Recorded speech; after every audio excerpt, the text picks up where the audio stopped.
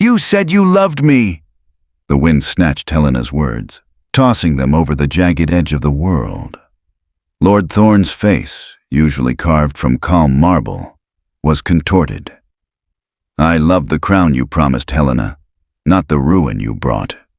Her heels slipped on the slick black rock. 100 feet below, the churning sea gnashed its teeth against the jagged shore. Thorne, please, the prophecy is broken. His hands shot out, not to save, but to shove. The air left her lungs in a sharp hiss. The cliff edge vanished, replaced by the terrifying rush of sky and salt. She fell into the mist, a broken doll in a gown of torn silk. But the jagged rocks below held a secret, and the Alpha King of the Umbra, Corvinus, was waiting. The fall was an eternity. Wind tore at Helena's crimson velvet gown, snapping the heavy fabric like a flag in a storm. The cold was absolute, biting through to her marrow. She didn't scream. The breath had been stolen from her throat the moment Thorne's hands made contact. Below her, the roaring ocean grew deafening, an angry beast waiting to swallow her ambition whole. She clamped her eyes shut. This is how the bloodline ends, not on a throne, but smashed against the unforgiving stone of the widow's peak. The taste of betrayal was sharper than the sea salt. Then the sudden jarring halt. It wasn't the bone-shattering impact she expected.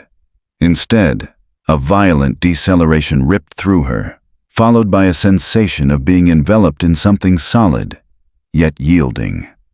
The roar of the waves was muffled, replaced by a low, rhythmic thrumming. Helena gasped, her eyes flying open.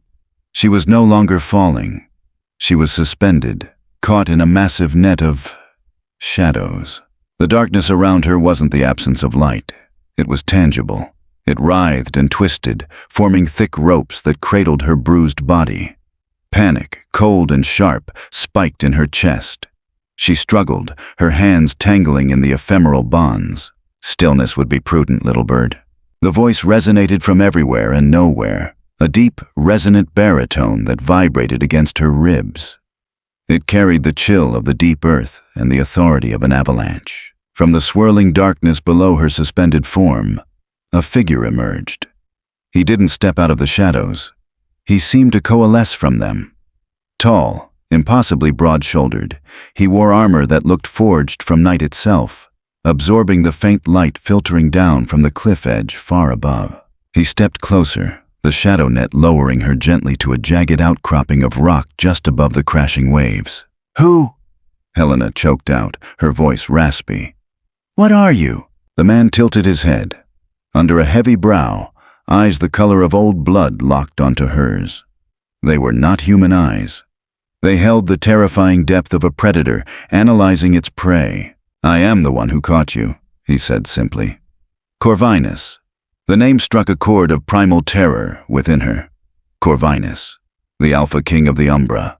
A myth, a monster used to frighten children into obedience. He was said to rule the deep places of the world, a creature of dark magic and older laws. "You're a myth," she whispered, backing away until her shoulders hit the cold, damp stone of the cliff face. A low rumble, almost a purr, vibrated from his chest. "Yet here I stand, and here you breathe." A curious contradiction, isn't it? Corvinus stepped into the meager light. His features were harsh, aristocratic, yet brutally unforgiving. A scar, pale and jagged, slashed across his left cheek, disappearing into a thick, dark beard. He smelled of pine needles, ozone, and something metallic, like fresh blood. "Why?" Helena demanded, trying to summon the imperious tone that had been her armor at court. Her voice shook. "Why save me?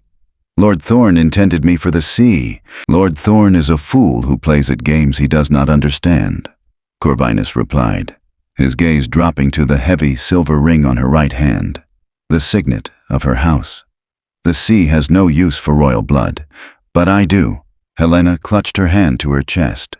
"My blood is my own. I am no one's prisoner." Corvinus moved with a predatory grace, closing the distance between them in 2 long strides. He loomed over her, a mountain of shadow and muscle. He didn't touch her, but his proximity was a physical weight. "You fell from my sky, onto my shore," he murmured, his voice dropping to a dangerous register. "You are not a prisoner, Helena. You are a trespasser, and trespassers pay a toll." He knew her name. The realization sent a fresh jolt of fear through her. "How do you know who I am?" "The Umbra hears the whispers of the surface world," he said, turning away to stare out at the turbulent sea. "The ambition of the Crimson Princess, the prophecy that binds her, the betrayal that broke her." He looked back over his shoulder, his crimson eyes gleaming. "You are broken, Helena, but perhaps not beyond use." The journey into Corvinus's domain was a descent into a nightmare. He hadn't offered a hand, merely turned and walked into a fissure in the cliff face that Helena hadn't noticed before. She followed, driven by the stark choice between the crushing depths of the sea and the terrifying unknown of the Umbra King. The fissure narrowed into a tunnel, the air growing thick and heavy, smelling of damp earth and ancient magic. The walls seemed to pulse with a faint, sickly luminescence, casting long, wavering shadows that danced at the edge of her vision. They walked in silence for what felt like hours. Helena's bare feet, her slippers lost in the fall, were bruised and bleeding from the uneven stone floor. She stumbled, a sharp cry escaping her lips as a jagged rock bit into her heel. Corvinus stopped. He didn't turn around, but his posture went rigid. "Weakness is a luxury the Umbra does not tolerate." "I am a princess of Ethelgard, not a mountain goat," she snapped back, anger momentarily overriding her fear. She leaned against the damp wall, inspecting her foot. He finally turned, his expression unreadable. Slowly, he closed the distance between them. Before she could react, he knelt, his massive, gauntleted hands surprisingly gentle as they grasped her ankle. Helena stiffened, expecting pain, perhaps an attack. Instead, he traced a finger over the bleeding cut. A brief flash of agonizing heat lanced through her foot, followed instantly by a soothing coolness. When he pulled his hand away, the skin was smooth and unblemished. "Magic," she breathed, staring at her foot in disbelief. "Survival," he corrected, rising to his full, intimidating height. "Keep up, princess. The real danger has not yet begun." They pressed on, the tunnel eventually opening into a cavern so vast it defied comprehension. Stalactites the size of cathedral spires hung from a ceiling lost in gloom. Below, a subterranean river sluggishly carved its way through the stone, its waters a viscous, oily black. This was the capital of the Umbra. Not a city of grand architecture, but a sprawling encampment carved into the living rock. Fires dotted the cavern floor, casting an eerie, flickering light over the denizens. Helena stared, horrified. They were not human. Some were roughly humanoid, with leathery skin and elongated limbs. Others were hunched, bestial things that scuttled in the shadows. All of them stopped what they were doing to watch their king return, their eyes, glowing yellow, green, and red, fixed on the woman trailing behind him. "Do not look at them," Corvinus commanded, his voice low but carrying absolute authority. "They will see it as a challenge." Helena kept her eyes glued to the broad expanse of his back, her heart hammering a frantic rhythm against her ribs. The sheer, primal hostility radiating from the creatures was suffocating. He led her towards a structure dominating the center of the cavern, a fortress built not of stone, but of massive, intertwined obsidian spikes. It looked less like a castle and more like a monstrous, jagged crown resting on the cavern floor. As they approached the entrance, two enormous wolves, larger than any bear Helena had ever seen, rose from the shadows. Their fur was the color of smoke, their eyes a chilling ice blue. They bared teeth like daggers, a low growl vibrating in their chests. Helena froze, a scream trapped in her throat. Corvinus didn't even slow down. He merely raised a hand. The wolves instantly fell silent, dropping their heads and slinking back into the darkness. "They smell the surface on you," he remarked casually, stepping into the fortress. "It makes them hungry." Inside, the air was surprisingly warm, heated by braziers burning with a smokeless, blue flame. The walls were smooth obsidian, reflecting the firelight in distorted, unsettling patterns. He led her to a large chamber near the top of the fortress. It was austere, furnished only with a massive stone bed covered in furs and a single, heavy wooden table. "You will remain here," Corvinus stated, turning to face her. "Do not attempt to leave. My guards are less forgiving than I am." Helena bristled. The shock of the fall and the terror of the journey were giving way to the stubborn pride that had always defined her. "I am not your prisoner. I demand you return me to the surface." A dark amusement flickered in his crimson eyes. "Return you? To Lord Thorn? To the jagged rocks?" He stepped closer, crowding her space. "You are mine now, Helena. I caught you. By the laws of the deep, you belong to me." "I belong to no one," she hissed, tilting her chin up to meet his gaze defiantly. Corvinus reached out, his gloved finger tracing the line of her jaw. The touch was freezing. "We shall see, little bird, we shall see." For 3 days, Helena remained in the obsidian chamber. She was provided with coarse but hearty food by silent, hooded servants who scurried away the moment they delivered their burdens. She spent hours pacing the floor, her mind spinning with desperate plans for escape, all of them futile. The windowless room offered no concept of time. The blue braziers burned constantly, casting unchanging shadows. The silence was oppressive, broken only by the distant, echoing howls of the wolves and the occasional, bone-rattling roar of something far larger. She needed to understand her captor. Corvinus was a monster, yes, but he was also a king. He had saved her for a reason. He needed her blood. But why? On the 4th day, the heavy stone door ground open.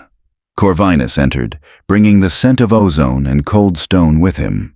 He had shed his heavy armor, wearing only dark leathers that clung to his muscular frame.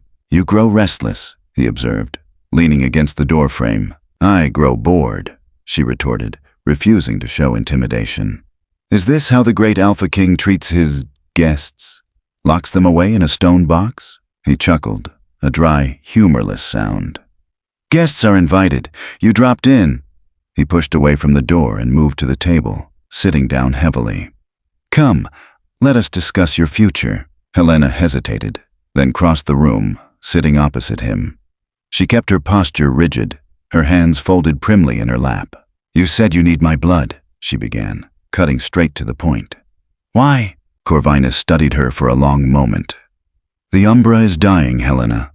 The magic that sustains this realm is fading.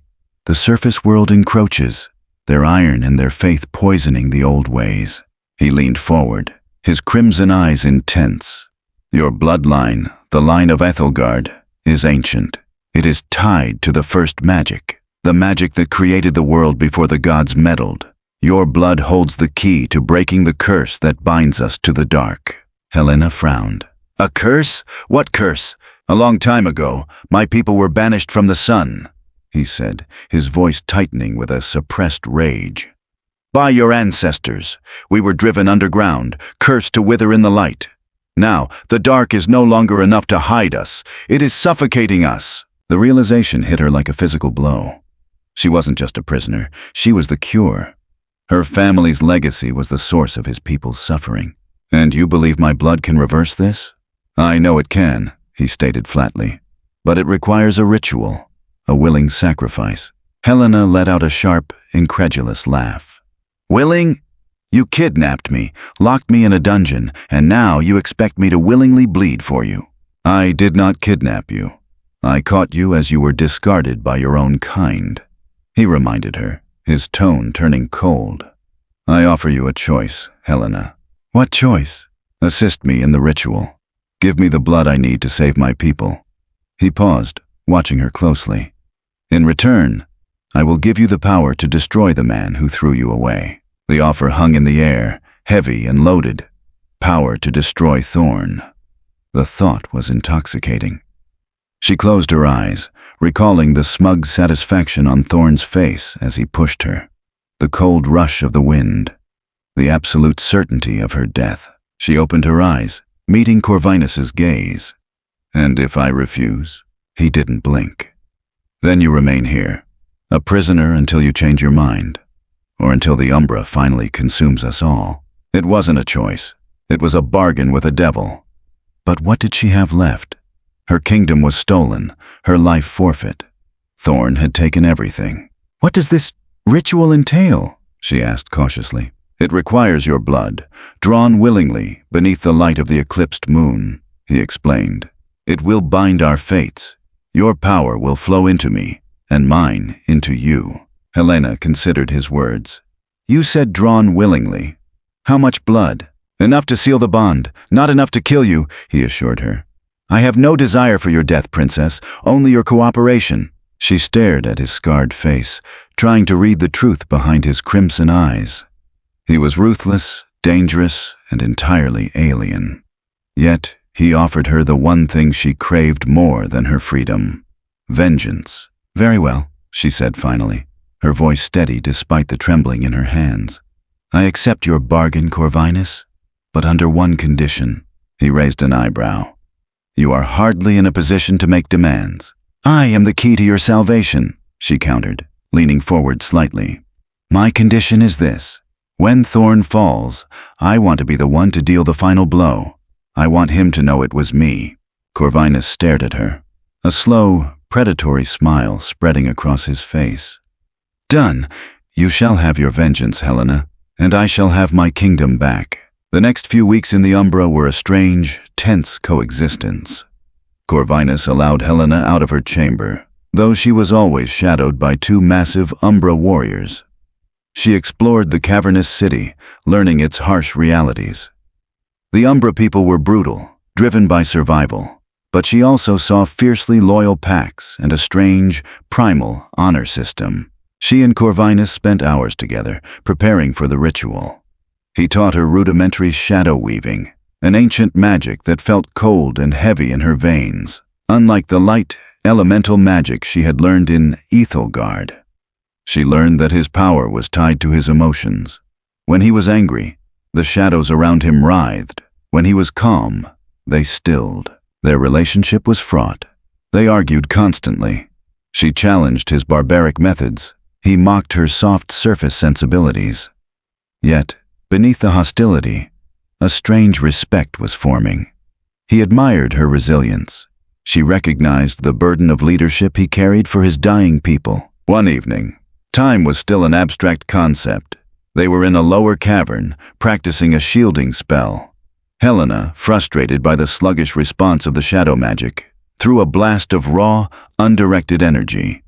It shattered against the cavern wall, sending razor-sharp obsidian shards flying. Corvinus moved faster than thought. He stepped in front of her, the shadows around him hardening into a solid shield. The shards pinged harmlessly off the dark barrier. He dropped the shield, turning to her with blazing crimson eyes. Control your temper, princess. Raw power without discipline is a danger only to yourself. I am trying, she shouted back, the stress of the past weeks finally boiling over. But this magic it feels wrong. It's cold and angry. He stepped closer, invading her space as he often did when he wanted to intimidate her. It is the magic of survival. It is not meant to be comfortable. She glared up at him, refusing to back down. And what about you? Are you comfortable, King of the Shadows, ruling a dying kingdom in the dark? His expression hardened, the scar on his cheek pulling taut. I do what I must. Just as Thorn did what he must to take the crown, she challenged, throwing his own harsh logic back at him. Corvinus's hand shot out, grasping her wrist. His grip was a vice of cold steel. Do not compare me to that treacherous rat, he snarled, his voice a dangerous rumble. I fight for my people. He fights only for his own greed. Helena yanked her arm, trying to break his hold, but he didn't budge. They stood chest to chest, the air crackling with unspoken tension. She could feel the heat radiating from him, smell the ozone and blood. For a long moment, neither moved. The anger in his eyes slowly shifted, replaced by something else, something darker and more complex. His gaze dropped to her lips. A jolt of pure panic shot through Helena. Not fear of his violence, but fear of the sudden, treacherous spike in her own pulse. She realized, with a horrifying clarity, that she was drawn to this monster. "Let me go," she whispered, her voice lacking its usual command. Corvinus released her wrist, stepping back abruptly as if burned. He turned away, running a hand through his dark hair. "The eclipse is tomorrow. Rest. You will need your strength." He strode out of the cavern without another word, leaving Helena alone in the dark, her heart hammering a frantic, confusing rhythm. The day of the eclipse arrived with a palpable shift in the atmosphere of the Umbra. The usual low hum of energy grew sharper, more urgent. Corvinus led her to a high precipice overlooking the Black River, a place where the cavern ceiling opened slightly to a sliver of the surface sky. The ritual circle was carved into the rock, glowing with a faint, sickly green light. Corvinus stood in the center, bare-chested, his powerful torso covered in intricate swirling tattoos that seemed to pulse in time with the glowing runes. "Are you prepared?" he asked, his voice rough. Helena nodded, clutching a small, obsidian dagger he had given her. The cold stone bit into her palm. She stepped into the circle. As the sliver of sky above darkened, signaling the start of the eclipse, Corvinus began to chant. The words were guttural, ancient, vibrating in her bones. The shadows in the cavern began to swirl, rising like smoke from the floor. "Now," he commanded, extending his arm. Helena took a deep breath, fighting the instinct to run. She brought the dagger to her palm and sliced quickly. The pain was sharp, but fleeting. She pressed her bleeding palm against his. The moment their blood mixed, the world exploded in a blinding flash of silver and black. A agonizing heat rushed up her arm, burning through her veins. It felt as though her very essence was being torn out and replaced with liquid night. She screamed, falling to her knees, but Corvinus held her hand in an iron grip, refusing to let go. She felt his presence flooding her mind, his ancient rage, his desperate sorrow, the crushing weight of the earth above them. And she knew he felt her ambition, her betrayal, her burning desire for vengeance. The connection was terrifyingly intimate. They were bound, not just by blood, but by spirit. As the eclipse passed and the faint light returned to the cavern, the connection severed. Helena collapsed onto the cold stone, gasping for air. Her body felt light, yet impossibly heavy. Corvinus knelt beside her, his chest heaving. The tattoos on his skin had faded from green to a deep blood red. "It is done," he rasped. Helena looked at her hand. The cut was gone, replaced by a thin red scar in the shape of a wolf's head. She felt different. The air around her seemed to shimmer, responding to her thoughts. She looked up at the Alpha King. He looked exhausted, yet there was a new, dangerous gleam in his crimson eyes. The bond was forged. The bargain was sealed. Now it was time for war. The silence following the ritual was not a peaceful one. It was the tense, coiled quiet of a drawn bowstring. Helena awoke hours later, the heavy furs of the stone bed stifling against her skin. She sat up, gasping, her hand flying to her chest. A phantom heartbeat thrummed beneath her ribs. It was slower, heavier than her own. Corvinus. She swung her legs over the edge of the bed.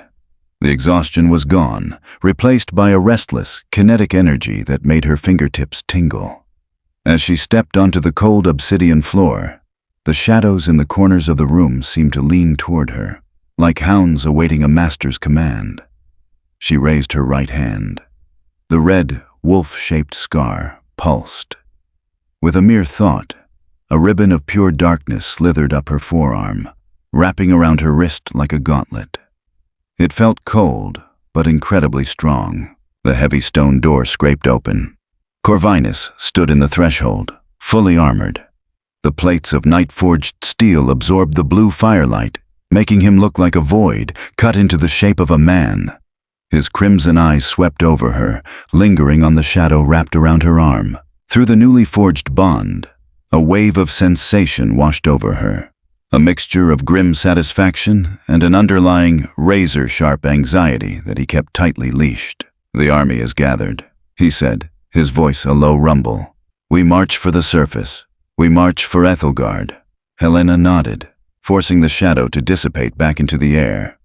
"I need armor. Velvet and torn silk will not stop a broadsword." Corvinus stepped aside, gesturing to two hooded servants who scurried into the room bearing a wooden chest. Inside lay a suit of armor, unlike any she had seen. It was not the heavy, gleaming silver of Ethelgard's knights, but articulated plates of a dark, matte material, dragon scale and shadow iron, lightweight, yet impossibly dense. As she donned the pieces, they seemed to resize themselves, molding perfectly to her form. It felt less like wearing metal and more like wearing a second skin of hardened night. When she emerged from the chamber, the sheer scale of Corvinus's mobilization stole her breath. The vast, cavernous capital was no longer a sprawling encampment. It was a theater of war. Thousands of umbral warriors stood in rigid, silent formation. The humanoid infantry wielded jagged polearms, while the bestial, hunched creatures wore spiked collars, straining against heavy iron chains held by towering handlers. The two massive smoke-furred wolves flanked the vanguard, their ice-blue eyes fixed upward. Corvinus walked to the head of the army. He didn't shout a rallying cry. He didn't need to. He simply raised his massive broadsword, the blade screaming as it cut through the subterranean air. A collective, deafening roar answered him, shaking dust from the stalactites far above. The ascent was grueling. They marched up through ancient, spiraling tunnels that had been sealed for centuries. With every hour they climbed, the air grew thinner, the temperature dropping. But Helena felt no cold. The bond with Corvinus acted as a furnace, his unnatural vitality bleeding into her veins. She could feel his focus, sharp and unyielding, guiding the massive host through the dark. But as they neared the surface, a sudden piercing headache spiked behind Helena's eyes. She stumbled, gripping the rocky wall. Corvinus was beside her instantly, his hand gripping her elbow. "What is it?" "The wards," she gritted out, pressing the heel of her hand to her temple. "Ethelgard's border wards. I can feel them." Through the bond, she felt his surprise. "They are set to repel umbral magic. Why do they cause you pain? You are of the royal blood." "Because I am both now," she whispered, looking up at him. "My blood recognizes the ward as home, but the magic you put inside me recognizes it as poison." Corvinus's jaw tightened, the pale scar pulling taut across his cheek. He didn't offer empty comfort. "Can you push through it?" Helena straightened, her spine stiffening. She thought of Thorn's smug face as he shoved her over the cliff. She thought of the cold rush of the wind. "I will tear them down." He stared at her, the crimson in his eyes flaring with a dangerous, shared anticipation. "Then let us show your usurper what he has awakened." They breached the surface an hour before midnight. The hidden tunnel opened into the dense, ancient woods of the Whispering Weald, less than a mile from Oakhaven, the primary border fortress of Ethelgard. The night air, smelling of pine and damp earth, hit Helena like a physical blow. It was the scent of home, yet she felt entirely alien within it. "Scouts report Oakhaven is heavily garrisoned," Corvinus murmured, crouching beside her in the thick underbrush. His shadow hounds paced silently behind them. More men than a standard border watch, and they have sun clerics with them. Helena frowned, the bond humming with Corvinus's innate disgust at the word clerics. "Thorn is expecting us, but how? He thinks me dead at the bottom of the sea. He knows the prophecy is broken. He knows the wards fluctuated when you fell. A rat always guards his stolen cheese." Corvinus stood, his armor making not a single sound. "We take the fortress quickly. No survivors to send a warning to the capital." The assault was a masterclass in terror. Corvinus did not order a siege. He unleashed a nightmare. The umbral host flowed from the tree line like a tidal wave of ink. There were no battle cries, only the horrifying wet sound of flesh tearing and steel shattering as the bestial vanguard hit the stone walls. Helena ran alongside Corvinus. As an arrow hissed toward her face, she didn't duck. Instinct took over. She threw up a hand, and a barrier of solidified shadow erupted from the ground, catching the arrow mid-flight. The shaft withered into ash. The power was intoxicating, a dark thrill that rushed through her veins, amplified by the fierce, protective surge radiating from Corvinus through their bond. They scaled the fortress walls on ladders of conjured darkness. Reaching the battlements, Helena came face to face with an Ethelgard guardsman. The boy couldn't have been more than 18, his eyes wide with absolute terror as he stared at the crimson princess he had been told was dead. He raised his spear, trembling violently. Helena hesitated. This was her people. Through the bond, Corvinus felt her falter. He appeared behind the boy like a ghost, his massive gauntlet wrapping around the guard's throat. He looked at Helena, silently asking the question. Life or death? Sleep, Helena whispered. She reached out, her fingers brushing the boy's forehead. A wisp of shadow slipped into his ear, and his eyes rolled back, collapsing into a deep, unnatural slumber. Corvinus let him drop, his expression unreadable, though a flicker of respect echoed through their shared link. The courtyard below was chaos. The Ethelgard soldiers fought bravely, but they were vastly outmatched by the raw, brutal strength of the Umbrals. Suddenly, a blinding flash of golden light erupted from the center of the keep. Several Umbral warriors screamed, a horrific, high-pitched sound, as the light touched them, their leathery skin bubbling and smoking. "Sun clerics!" Corvinus roared, raising his sword. Helena saw them. 3 men in white robes wielding staves tipped with glowing golden crystals. They were chanting, aiming a concentrated beam of light directly at Corvinus. Panic, foreign and terrifying, spiked through the bond. It wasn't her panic, it was his. The light was lethally agonizing to him. Helena didn't think. She threw herself between the Alpha King and the clerics. She slammed her hands onto the stone floor, channeling every ounce of her rage and the new, heavy magic in her veins. A massive shockwave of pure darkness exploded outward. It didn't just block the light, it devoured it. The clerics were thrown backward, their crystals shattering into useless dust.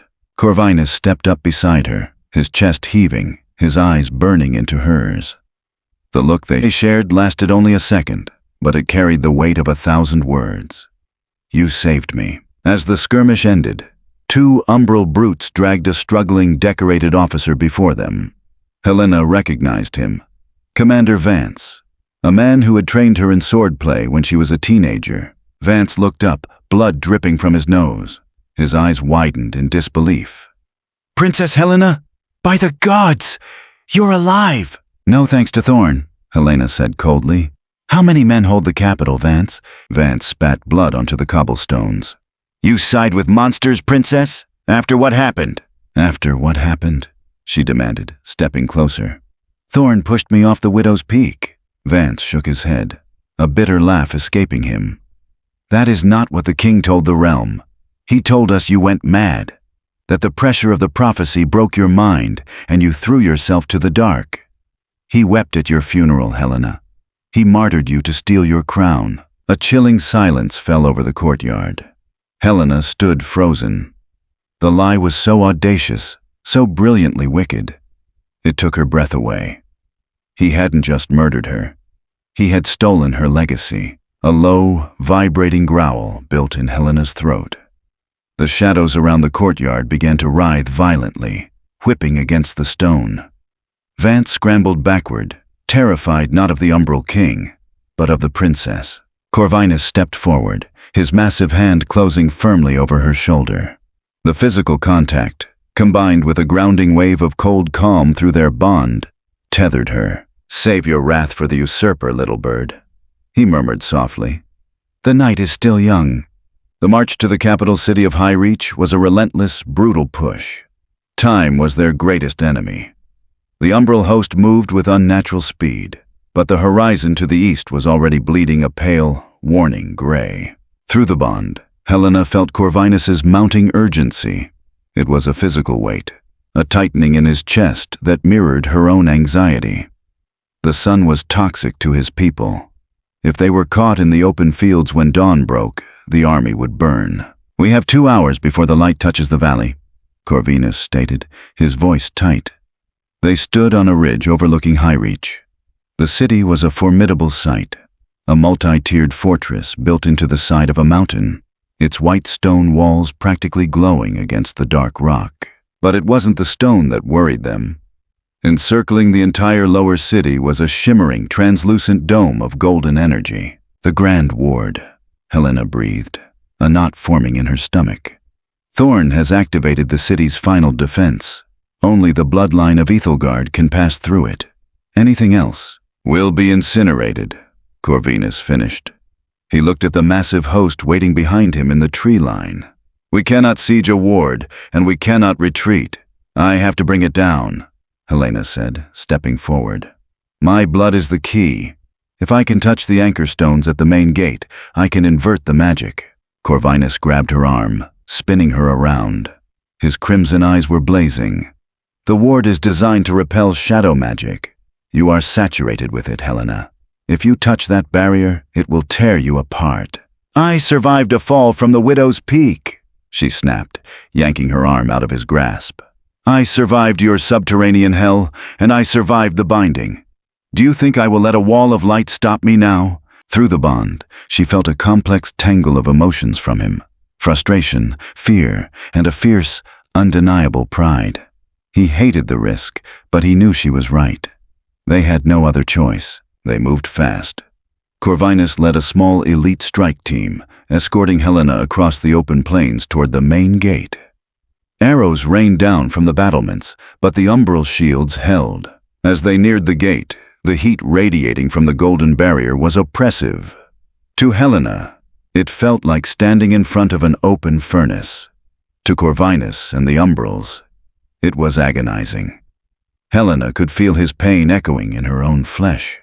A blistering, searing sensation that made her want to scream. Hold them off, Corvinus roared, drawing his broadsword as the city gates opened, and a phalanx of heavily armored guards and sun clerics poured out to defend the ward's anchor stones. A chaotic melee erupted.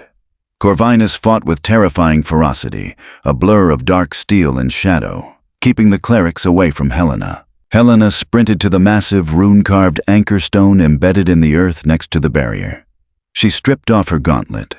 Taking the obsidian dagger from her belt, she slashed her palm, the exact spot where she had bled to bind herself to Corvinus. She slammed her bleeding hand onto the glowing golden stone. The pain was immediate and absolute.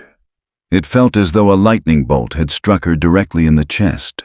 The golden magic of her ancestors violently clashed with the ancient, heavy shadow magic coursing through her veins. She screamed, her knees buckling. The world dissolved into a blinding white roar. Fight it! Corvinus's voice echoed not in her ears, but in her mind, a stabilizing anchor in the storm of agony. Through the bond, he pushed his strength into her, absorbing a fraction of the searing pain. You are the queen of the dark and the light. Command it. Gritting her teeth, Helena forced her eyes open. The veins in her arm were glowing with a sickening mix of gold and black.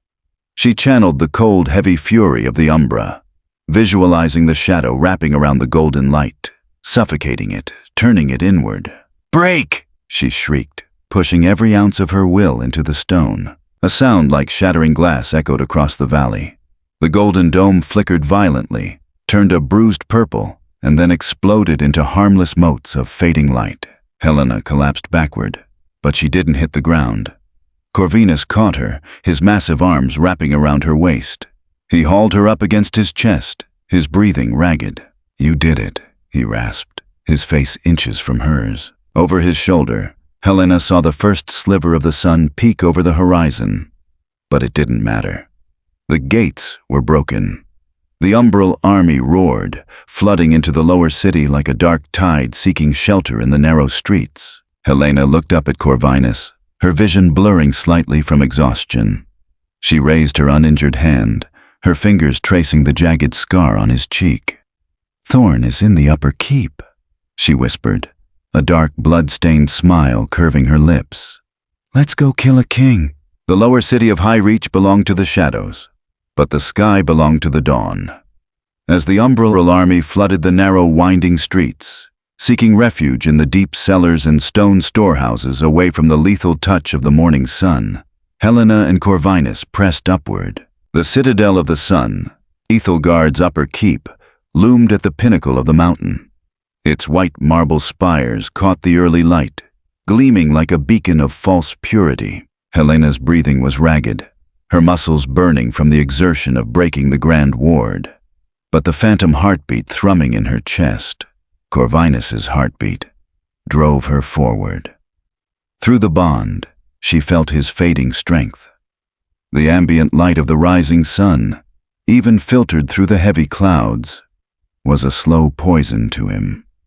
His skin was pale, the dark veins in his neck standing out in stark relief. "You should seek shelter," she told him, parrying a desperate thrust from a retreating guardsman and sending him sprawling with a wave of kinetic shadow. Corvinus stepped over the fallen man, his broadsword dripping.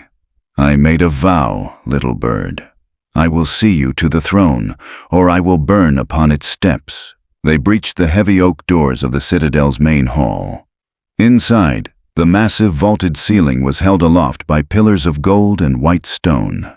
Stained glass windows lining the eastern wall cast long, colorful shafts of deadly sunlight across the polished floor. At the far end of the hall, sitting upon the throne of dawn, was Lord Thorn. He was clad in the royal armor of Ethelgard, the stolen crown of Helena's ancestors resting heavy on his brow. Flanking him were the last of his elite sun guard, a dozen heavily armored knights wielding halberds tipped with sunstone. Thorn's face, usually a mask of arrogant composure, twitched as the doors slammed open. He stared at the woman he had murdered, walking side by side with a nightmare. "Helena," Thorn breathed, his voice echoing in the cavernous hall. He gripped the armrests of the throne, his knuckles white. "They told me a demon wearing your face had breached the gates. I see they were only half right." Helena strode into the hall, stopping just short of a beam of sunlight. She raised her hand, the wolf scar pulsing an angry red. The shadows pooling at the edges of the room slithered toward her, wrapping around her armor like a living cloak. "You martyred me to the realm, Thorn," she said, her voice carrying the terrifying layered resonance of the umbral magic. "You wept over an empty coffin while you stole my birthright. Did you really think the dark would keep me?" Thorn sneered, regaining a fraction of his bravado. "You are corrupted, tainted by beasts. Look at you. You bring an army of monsters to desecrate your own home. The lords of Ethelgard will never bow to a shadow whore." A deafening, inhuman roar shook the glass in the window panes. Corvinus didn't speak. He moved. He launched himself forward, a blur of dark steel and unbridled fury. He didn't avoid the shafts of sunlight. He tore right through them. As the light hit his skin, his flesh smoked, the scent of burning ozone filling the air. But he didn't slow down. "Kill the beast!" Thorn shrieked, pointing a trembling finger. The elite guard lunged. Corvinus met them with the force of an avalanche. His broadsword shattered a halberd, the backswing catching a knight in the chest and throwing him halfway across the hall. But there were too many, and the sunlight was sapping the Alpha King's unnatural speed. Helena felt his agony spike through their bond, a searing, blinding pain. "No!" she screamed. She didn't summon the darkness this time. She reached deep into her own bloodline, into the ancient magic of Ethelgard that Thorn thought he controlled. She slammed her boots onto the marble floor and thrust her hands toward the eastern windows. The magic of the Sun Clerics was rigid, built on faith and chanting. Helena's magic was raw, born of royal blood, and forged in the crucible of the Umbra. The golden light streaming through the stained glass violently warped, bending away from Corvinus, and funneling directly into Helena. She became a conduit, a blazing star of gold and black. The warring magics within her threatened to tear her apart, but she clamped down on them with an iron will. She forcefully expelled the energy outward, turning the castle's own light into a concussive shockwave. The blast shattered the stained glass windows outward into the courtyard. The elite guards were thrown from their feet, their armor ringing against the stone. The hall fell into a sudden, dim silence, illuminated only by the ambient gray light from outside. Corvinus dropped to one knee, leaning heavily on his sword, his chest heaving as the burns on his skin slowly stopped smoking. Helena didn't look at the groaning guards. Her eyes were fixed on the throne. Thorn was scrambling backward, his crown slipping askew as he desperately drew a jewel-hilted longsword. The usurper was entirely alone. Helena drew the obsidian dagger from her belt. The blade seemed to drink the dim light of the hall. She walked slowly up the dais steps, her boots clicking ominously against the marble. Thorns swung wildly, a desperate sweeping arc aimed at her neck. Helena didn't flinch. She caught the blade with her armored forearm. The dragon scale and shadow iron sparked, but held firm. With a flick of her wrist, a tendril of solid shadow lashed out, wrapping around Thorn's wrist and wrenching the sword from his grasp. It clattered uselessly down the steps. Thorn stumbled back, hitting the massive throne. He threw his hands up, his arrogant facade completely shattered. "Helena, wait! Please! I did it for the realm, the prophecy. You were too weak to bear it. I had to take the burden." "You shoved me off a cliff," she stated, her voice devoid of emotion. It wasn't anger she felt now. It was a profound, icy clarity. "You broke the realm to feed your own vanity." "I can give it back," he babbled, falling to his knees. "I will confess. I will tell the lords I was manipulated. I will step down. You can be queen." Through the bond, Helena felt Corvinus approach. The heavy, rhythmic tread of his boots stopped at the base of the dais. He didn't interfere. This was her right, her bargain. Helena looked down at the man who had claimed to love her. She saw him not as a king, but as a small, terrified rat caught in a trap of his own making. Killing him quickly would be a mercy he didn't deserve. "You will give nothing back, Thorn," she said softly, "because you have nothing left to give." She stepped forward, grabbing him by the collar of his golden breastplate and hauling him to his feet. She dragged him to the edge of the dais, forcing him to look out over the grand hall. The surviving guardsmen were slowly picking themselves up, clutching broken ribs and bleeding limbs. "Look at them," Helena commanded, pressing the edge of the obsidian dagger against the pulse point on Thorn's neck. "Tell them the truth. Tell them what happened at the Widow's Peak." Thorn trembled, a pathetic sob escaping his lips. I pushed her. The princess did not fall. I murdered her to take the crown." The confession echoed in the ruined hall. The guardsmen froze, staring at their supposed king in horror and disgust. The lie that had sustained Thorn's brief reign was dead. Helena felt a grim satisfaction settle over her. She pulled the dagger away from his throat. Thorn gasped in relief, turning to her with a pathetic, hopeful smile. "Thank you, Helena, I swear." Helena drove the obsidian blade through his armor, straight into his heart. Thorn's eyes went wide, the breath leaving his lungs in a sharp hiss. He stared at her, disbelief masking his features as the life fled from him. "I am not the woman you murdered," Helena whispered into his ear. "I am the Queen of the Umbra." She pulled the blade free, letting his lifeless body tumble down the marble stairs. It came to a rest at the feet of the Alpha King. Corvinus looked down at the usurper, then up at Helena. The pale scar on his cheek stretched as a fiercely proud, terrifying smile touched his lips. He reached down, plucking the golden crown from the floor. He walked up the steps, his presence commanding the absolute attention of everyone in the room. He stopped before Helena, the imposing shadow-wreathed monster offering the symbol of light to the Crimson Princess. "The bargain is fulfilled," Corvinus rumbled, his voice carrying the weight of the deep earth. Helena looked at the crown, then at the man holding it. She didn't take it. Instead, she reached out, her hand resting over the wolf scar on her wrist, and placed her palm against the cold metal of his breastplate. "The kingdom of light is mine," she said, her voice ringing clear, "and the kingdom of shadow is yours. But the realm belongs to us both." Corvinus's crimson eyes flared. He didn't offer her the crown again. Instead, he turned to face the hall, pulling Helena to his side. "The Grand Ward is broken," Corvinus roared to the terrified guardsmen below. "The sun will no longer burn my people, and the dark will no longer hide us.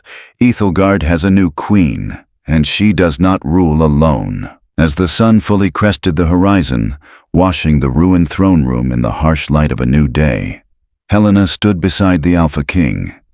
She had been pushed to her death, but she had returned as something entirely new.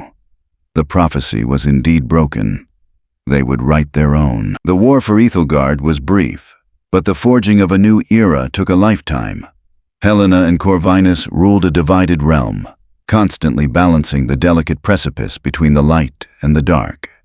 It wasn't a peaceful reign, but it was a strong one, rooted in a bond forged in blood and betrayal. Thank you so much for experiencing this dark fantasy journey. If you enjoyed Helena's rise from the shadows and her terrifying romance with the Umbra King, please hit that like button, share this story with your fellow fantasy lovers, and subscribe for more epic, unpredictable tales. Drop a comment below. Would you have made the bargain with Corvinus?